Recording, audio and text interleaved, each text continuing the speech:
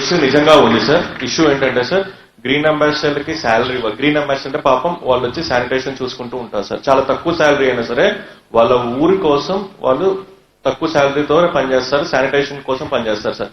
కానీ కొంతమంది, కొన్ని సర్పంచులు, అందరూ కాదు సార్, కొన్ని సర్పంచ్ అంటే జీతాలు ఇచ్చేటప్పుడు మేము ఎందుకు ఇవ్వాలి అని చెప్పేసి చాలా డిలే చేస్తున్నారు సార్. సార్ 6 నెలల ముందు ఈ ప్రాబ్లం చాలా ఎక్కువగా ఉండేది, ఇప్పుడు బాగా తగ్గింది. బట్ ఇప్పటికి కూడా కొన్ని పంచాయతీల్లో సర్పంచులు సంతకం పెట్టట్లేదు సార్ వాళ్ళు శాలరీ ఇవ్వడానికి.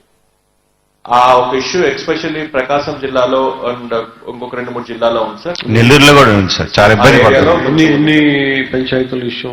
దీనికి ఏంటంటే సార్, గ్రీన్ అంబాసిడర్ శాలరీకి ఆటో అంటే ఇంకా సర్పంచ్ గారి సంతకం లేకుండా ఆటోమేటిక్ గా గ్రీన్ అంబాసిడర్ శాలరీస్ అనేవి రిలీజ్ అయ్యే విధంగా ఒక ప్రతిపాదన అనేది తీసుకురావాలి సార్.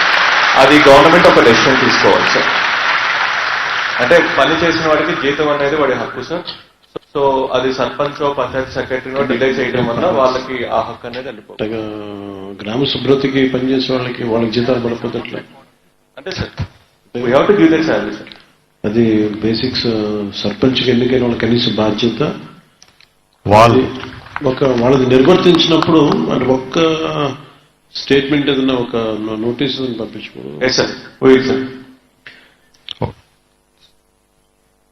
అంటే ఒకవేళ వాళ్ళు ఖాతరు చేయకపోతే maybe then the power will be shifted to secretary. అట్లా ఒక కరెక్షన్. సార్